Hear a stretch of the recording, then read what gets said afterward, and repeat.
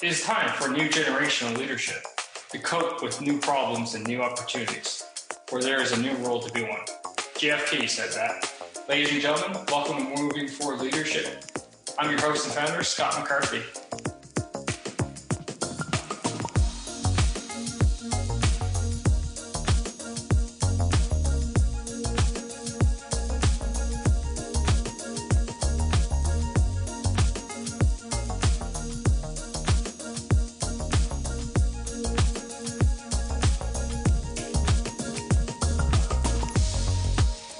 Today I got our first actual guest, Tyrone. Welcome to the show, man.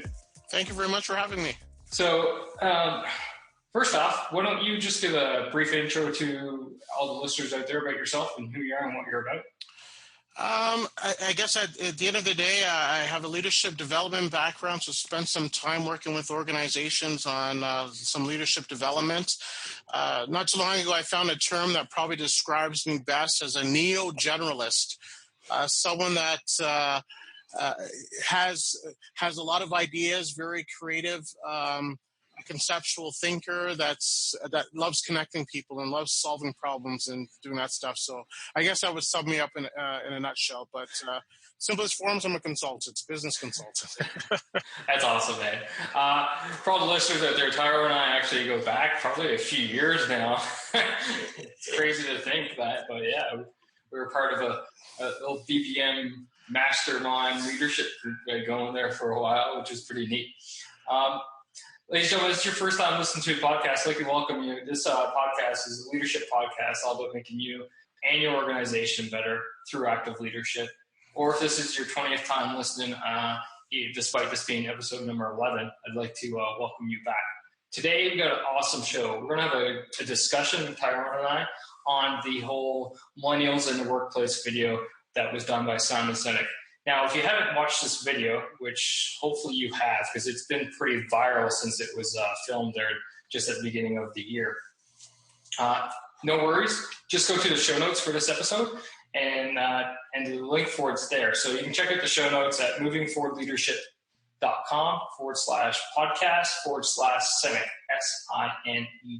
Again, that's movingforwardleadership.com/podcast/Sinek. And then from there, you'll be able to check out the show notes where we'll have the link for the YouTube video, as well as a little information on Tyrone and everything to do with today's show.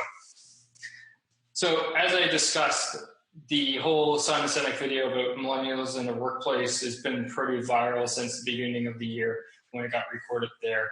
And there's been a lot of talk for and a lot of talk against it. A lot of millennials actually lashing out against Simon Sinek. Would you agree, Tyrone?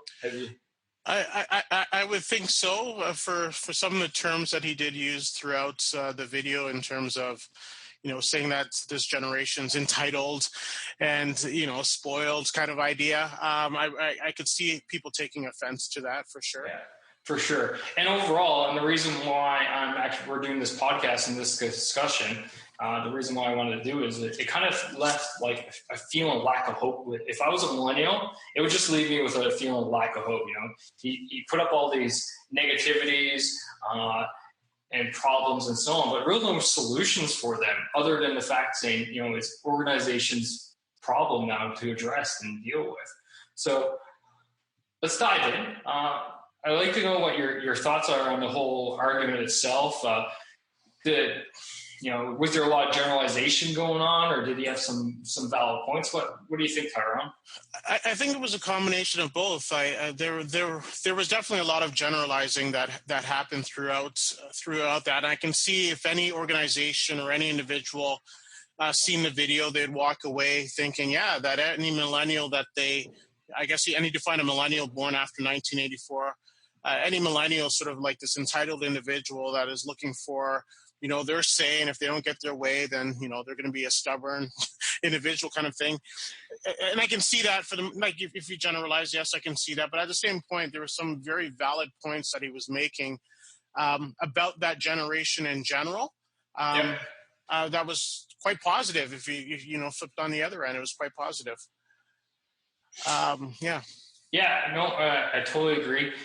I felt it was like if I was a millennial. I'm born in '83, so I'm kind of like in that transitional generation, right? I'm kind of not millennial, but I'm not kind of Gen Y either, or yeah, Gen Y, I believe it is. So I definitely see where he's coming from. However, I have experiences in my workplace currently ongoing with some millennials, and I see both ends. I see a lot of stereotypes that he personified in this whole video. And then on the other side of the spectrum, I don't see it at all in some of them. So I think one of the big things is it's all the same thing as stereotypes, right?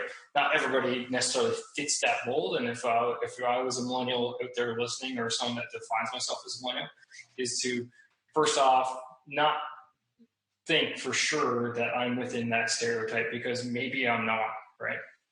It's funny that you say that. It's like when you're driving your car, and you're driving a BMW or something like that, and you see a BMW, your BMW, and then it seems like every direction you turn, you see your car, and it's like, oh my gosh, look at all these cars on the road that are like identical to mine. And I sort of liken this whole, I guess, phenomenon or his talk to that, where he's made us aware of this group of individuals, this millennial group, and these certain behaviors that he sort of has said that sort of classifies this group of individuals. So then now when I go out, and if I'm in a technology hub, because a lot of them are hanging out in these technology hubs, they're entrepreneurs, right? Yeah. And you're having and you're looking around, then you start to see, it's like something in your brain go, oh, yep, there's one of those individuals that he talked about, or yep, there's another one right there. It seems like it just gets amplified even more because you're aware of it. So at generalizing, it's hard. It's definitely hard to, is it a real problem, or is it something that we're building up because we're paying more attention to it? Yeah, I totally understand. I totally agree with you. It's funny you use that car analogy. I was going to use another one popped in my mind, is that, often when people buy a certain type of car, then a generalization goes with them, especially when you're talking to higher end ones like the BMWs or the Mercedes, right? Yeah. Like, ooh, look at that, that guy driving the Beamer. You know what I mean? It's like, wait, you haven't even talked to him for 30 seconds. You've already stereotyped him because of the type of vehicle that they're driving. So, and I think that's a problem that we sort of have we're running into right now with all this chat about millennials, and workplaces. We need to change things for No, they're people. They're people at the end of the day. It's maybe we have to change the way we communicate in general as an organization. This is just a different group. And the final, I would say, icing under the cake is, it's not like this is the first time that we've generalized people. We've been doing it, since the existence of mankind, right? Europeans that came across the ocean and started generalization to Native Americans that were here. It's crazy. It's funny. You started off with a JF quote, and then I look at JFK quotes, and I look at the time that we're in right now, and I look back to the 60s and 70s, and I'm like, it's like bizarre world. It's like we're living that generation all over again.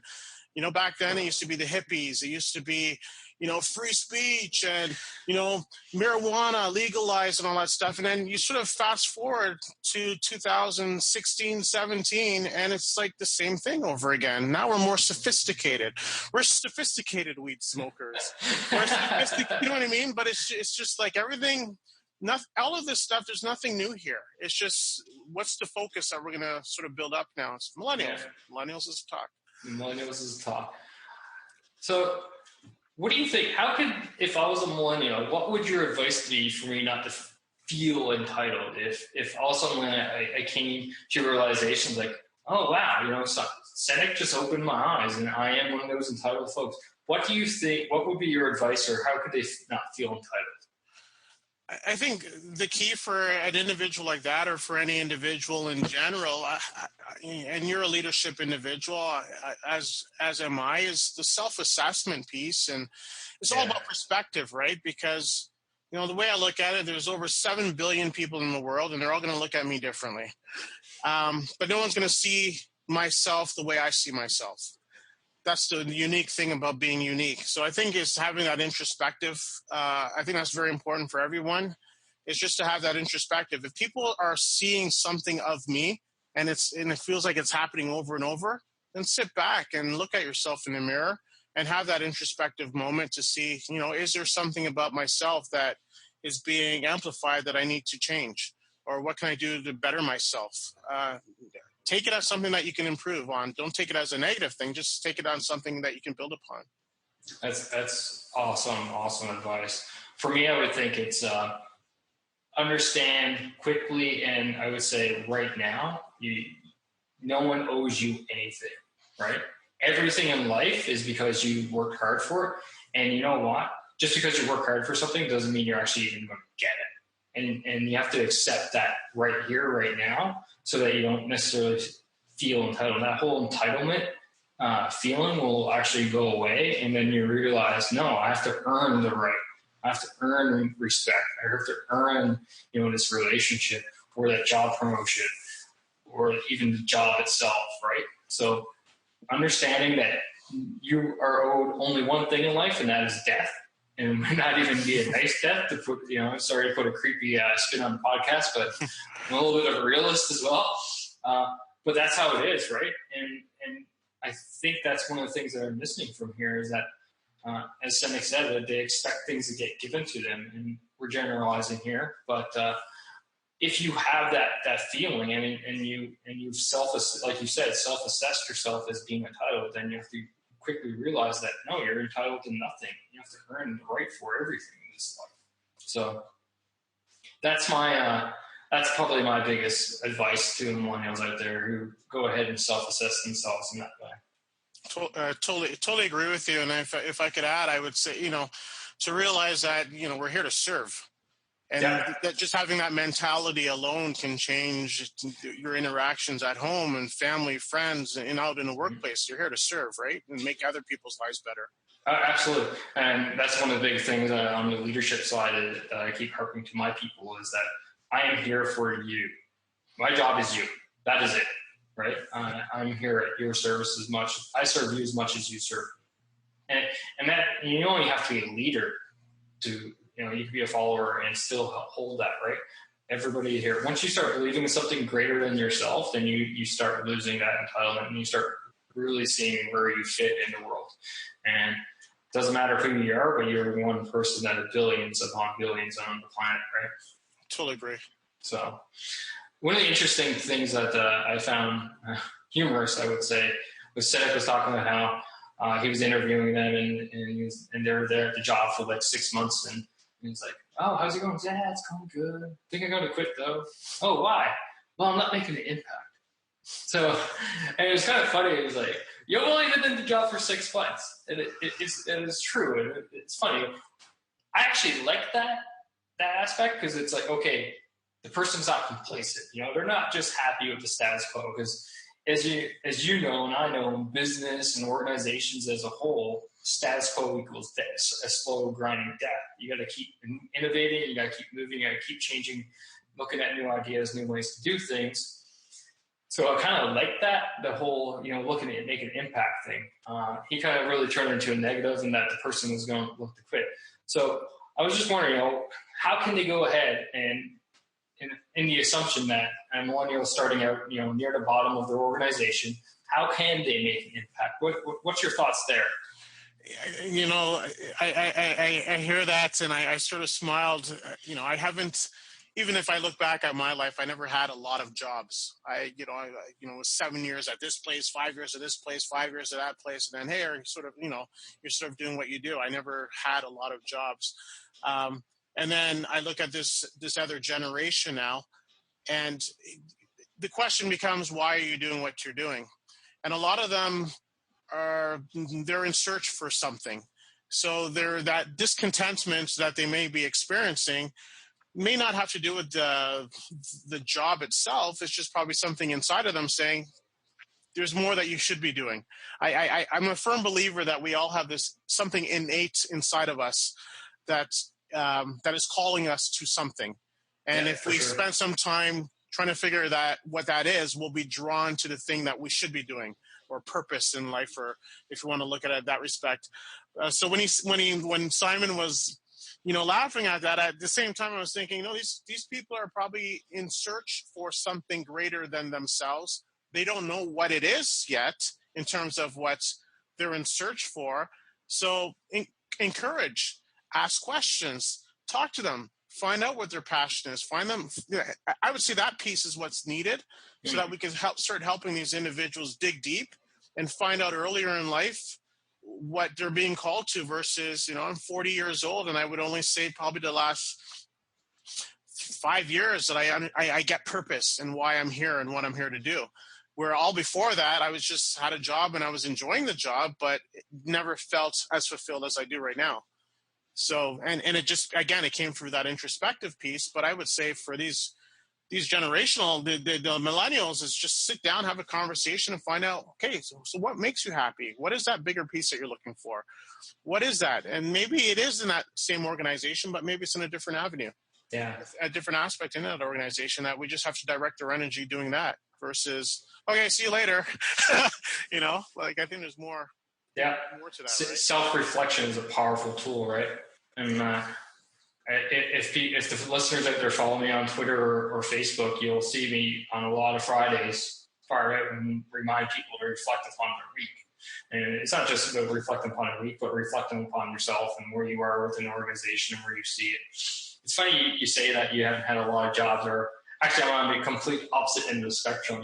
Every year to 2 years, I switch positions and move around. It's just by the nature of the business that being an Army officer is that we change jobs. I average every 2 years, sometimes less. So I've held quite a number of jobs in 16 years.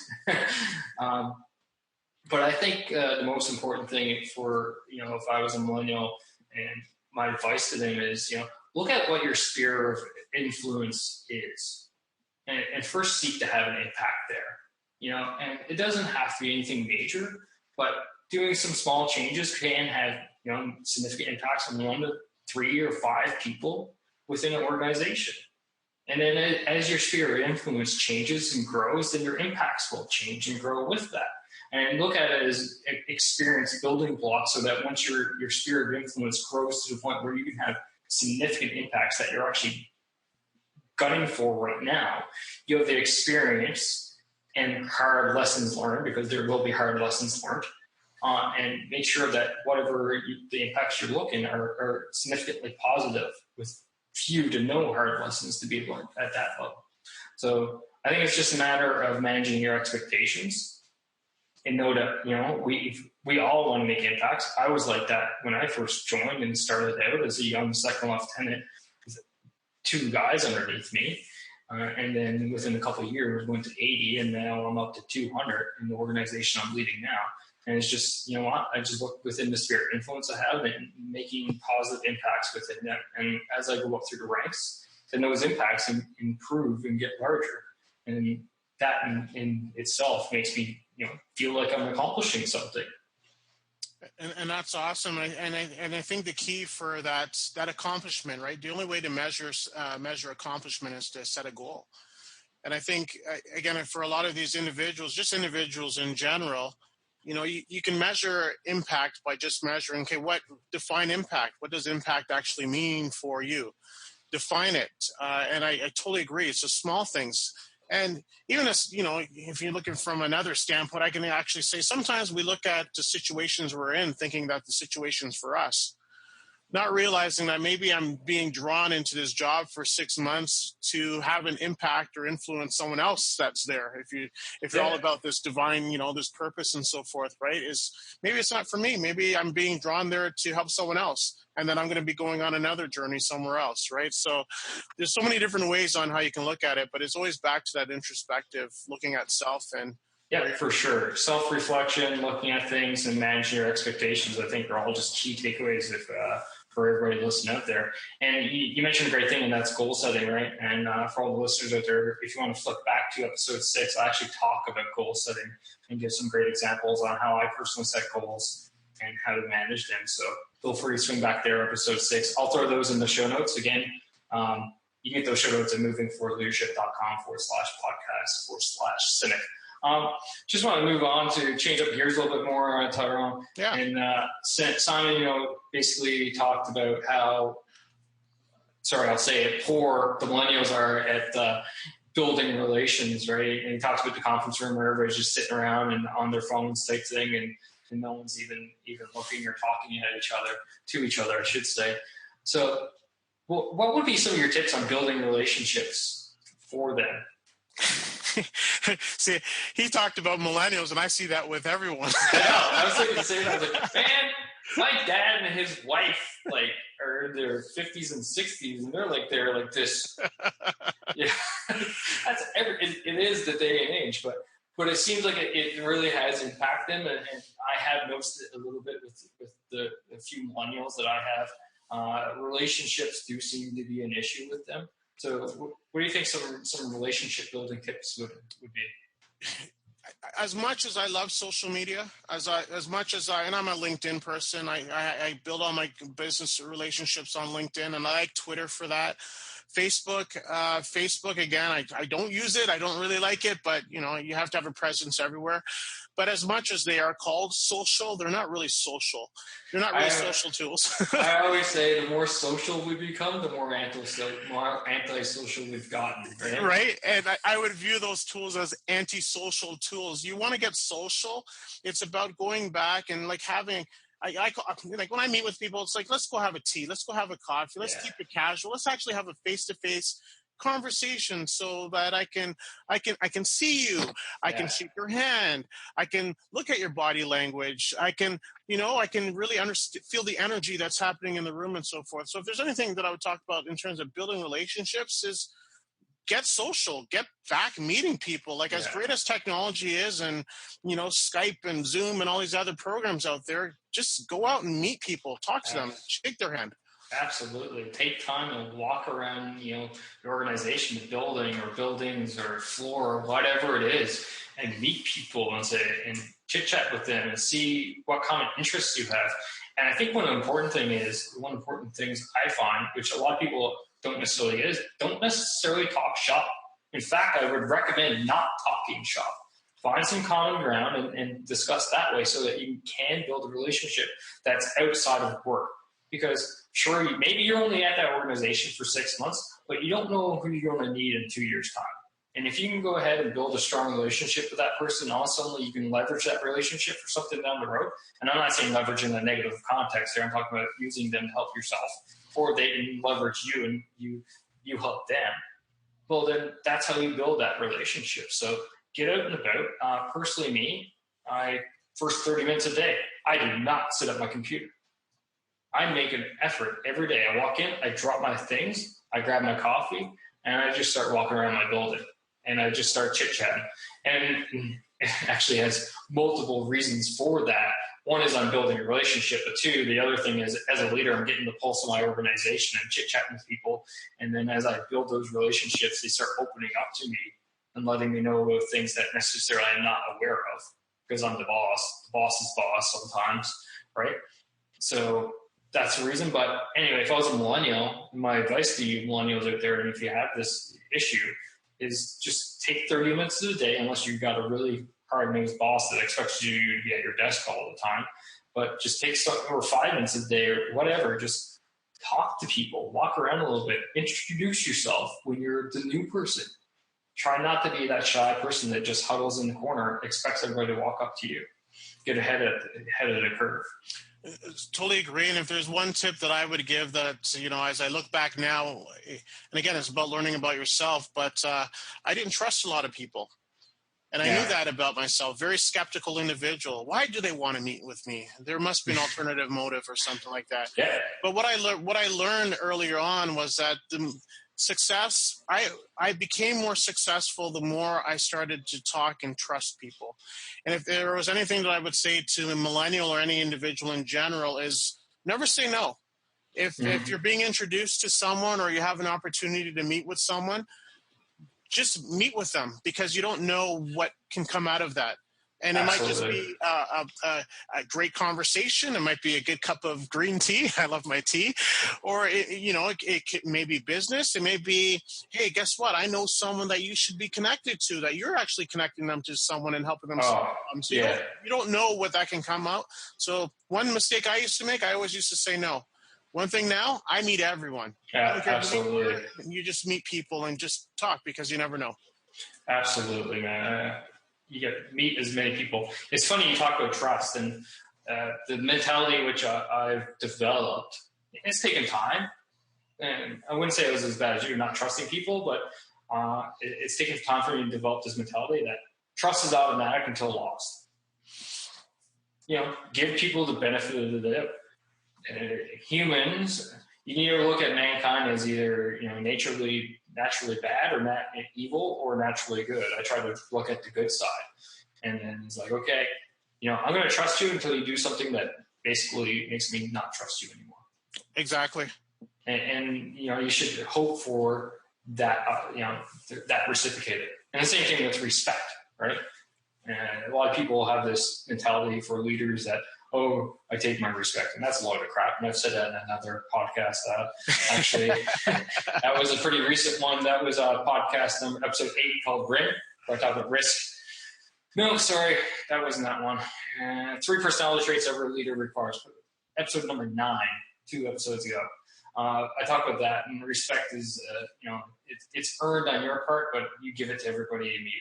So as a leader, but it's the same idea, right? Just be out there and understand that people are actually generally good people and want to help you and are interested, especially in the work organization that you're in. So. Totally agree. And if you actually look at humans in general, we like to feel connected.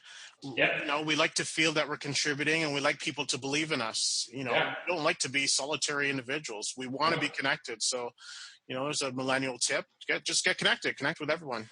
And if you're older, mentor. Provide that guidance and mentorship to these millennials, right? I think you just dovetailed into the next little topic on what your organizations be doing to address the issue.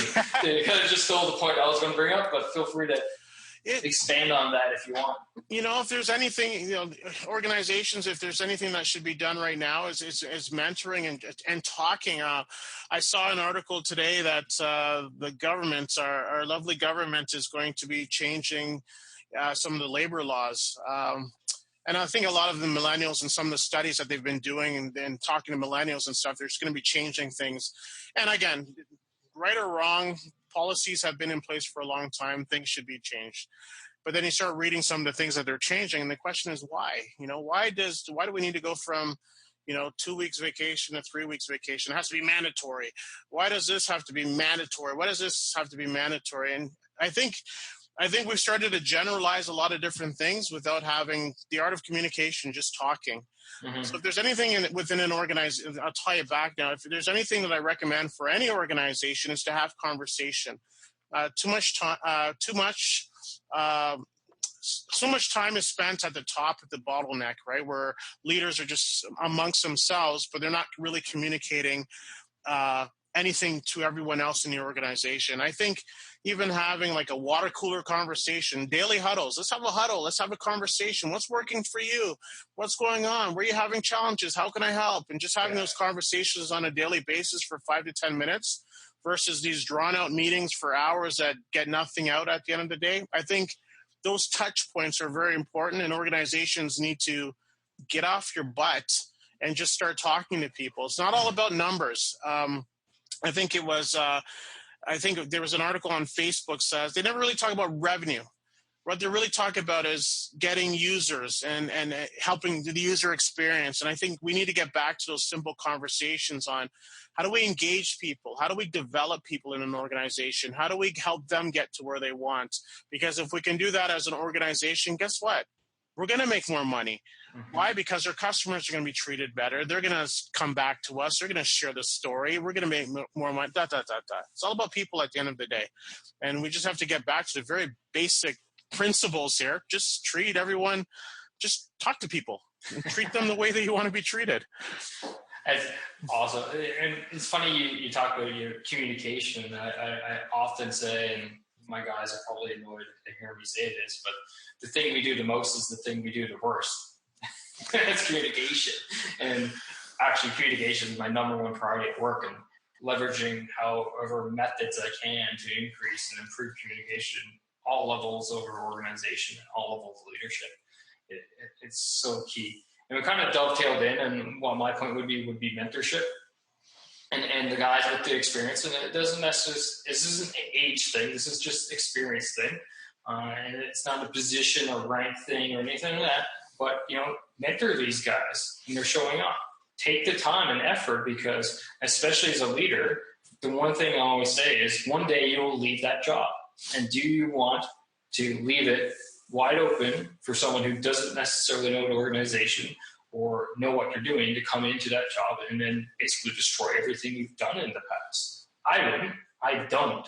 So I always make my thing is the guys who are right below me in the rank structures, my job is, one of my critical tasks is to develop them so that one day they in turn are ready to replace me. And that's all about mentorship, right? And that's the same thing with this generation. It's just mentorship and explaining why you're doing the things, or why you're mad at them, or why they're not meeting expectations, or why you're doing what you're doing, so that they get it and that they in turn can do it as well. And the final thing is to lead by example. If you're expecting people to do certain things, then you better be doing it yourself, right? You had, and kudos to you in terms of your thought process that as a leader, you should be, building up other people that at some point they're going to step into your spot, right? And then you're going to be off doing something else. And that's what we should be doing, building up other people. So, well, if you don't, then everything you've worked for God knows how many years goes down the toilet. And I don't think people get that sometimes. I don't. And I think there's, I'm glad that there's actually these conversations that are happening right now around millennials. And I'm glad that as much as the generalizing that's happening is happening, I'm happy for it all, because what it's doing is causing conversation now. And I think a lot of people, like over the last couple of years with all this millennial talk, what's become popular now is people are actually taking an interest in personal development courses and leadership development courses and realizing that there's significance behind all of this stuff in goal setting. And this generation that's they're disrupting things in the sense of they're creating cultures. They're actually having conversations and doing the things that a lot of these not really blue collar, but a lot of these older organizations haven't done. Mm-hmm. And they've always relied on the mighty dollar to keep them going and to innovate and all that other stuff. And then at some point they hit a wall. Yeah. And it doesn't grow anymore. And it's like, okay, what's the problem now? Is the millennials? Maybe the millennials are the problem. And it's just, lack of conversation and lack of conversation in organizations. So I'm glad all of this is happening, because it's stirring up conversation again within the organizations. Absolutely. That's so many great points in there, Tyrone. And I think at the end of the day, and my final takeaway for this generation is, you will find your place, right? We all went through it. And it was definitely, I'm sure Gen Y went into a shift when they hit the workforce as well. So I think the social media, as much as it is to point out the problem, it also makes the problem a bit as well, right? I mean, that, back in the day, it was the same thing. I'm sure there were other people having these conversations back in the 50s and 60s. It just wasn't via Zoom on two computers with 500 kilometers between two people. It was like there two people standing around a desk or having a cigar or smoke or something, or at a desk in an office. Yeah. Right? It's just how times have changed. Any final thoughts you would have for this generation and how they, don't have such a lack of feeling of hope? I like the energy that this group has and what they're bringing, and the innovation and everything that's coming. I would say, having worked in a lot of the technology centers with a lot of these younger millennials that are starting up new companies and so forth, it's really sit back, set some real goals. As much as you want to change the world, focus on changing yourself and doing some very small things that you can have an impact. It's great to have these great grandiose ideas and so forth. There's nothing wrong with that. And I think that's how we get better. But focus on what you can do, the very small things that you can do as an individual. be open to conversation with other people. Don't close off other people, and dismiss them maybe because of your education, that you're much wiser and more knowledgeable and so forth. That, if this generation, if there's one thing, they have to be very open and understand that knowledge only gets you so far. Wisdom is what drives you at the end of the day. Yeah. You can know everything, but if you don't have the wisdom on how to apply, it's another animal altogether. But for that generation, just be open to communicating and talking to different people. Mentorship, be open to mentoring, receiving it, be open to coaching and being corrected when you're right or wrong or whatever. Just be open to what's going to help you grow. Awesome. It's so much awesome advice. I can tell why you do this for a living, Tyrone. I think my final closing remarks is maximize on your strengths. Figure out what your strengths are, maximize on those, and then continually seek to improve your weaknesses, right? So if relationship or communication is a weakness, i.e. the face-to-face in real life, make it a conceited effort, exert effort to go ahead and fix those things while bringing in your knowledge of technology and the changing trends online to push your organization to the next level, whatever that next level will be. So that's my final bit of advice for them, and in conjunction with yours is maximize on your strengths and then try to continually improve your weaknesses, and you will get there. We've all done it for sure. So if this is your first time listening, I generally try to keep these podcasts relatively short, 20 to 30 minutes time frame, because, well, your time is important just like mine, and I don't want to make it feel like this is being dragged on. So Tyrone, I would like to thank you for coming out, man. It's been awesome having a chat with you again. It's been way too long, my friend, that we've done this type of talk. I'm gonna have to get you back on the podcast again. Go ahead. Feel free to make yourself, float yourself up, or throw out anything there for the listeners. Thank you. It has been a long time for a reason. I appreciate you inviting me out here to have a conversation. I'm a giver. I'm a consultant. If there's anyone out there that needs advice, mentoring, whatever you need, a resource to be connected to someone, by all means, reach out to me, TyroneMatheson.com, Tyrone, Matheson, Matheson.com. Send me a message directly. Connect with me on LinkedIn. You can find me, Twitter, any of the social media, minus Facebook. And I'm more than willing to connect and give. So just reach out. Awesome. I'm going to throw your website up in the show notes as well, where you can get them at movingforwardleadership.com/podcast/Sinek. All right, ladies and gentlemen, just going to wrap up here. So good news, I'm now on Stitcher. I've thrown the podcast up on Stitcher, so you can listen to this either on Shout Engine, Google Play Music, iTunes, and now Stitcher. Please, if you enjoy this podcast, do me a big favor. I would greatly appreciate a review on any of those platforms. As well, you can always reach out to me via email at scott@movingforwardleadership.com, Twitter, MFL, which is movingforwardleadership_podcast, or Facebook. Unlike Tyrone, I actually do use Facebook. Search for Moving Forward Leadership and you'll find us there. Of course, all that is on the website of movingforwardleadership.com. So definitely, if you have any questions, shoot us any questions. If you have any suggestions for future topics, feel free to shoot me those as well. That is all for today. Again, Tyrone, I thank you for coming out, man. It's been a hoot.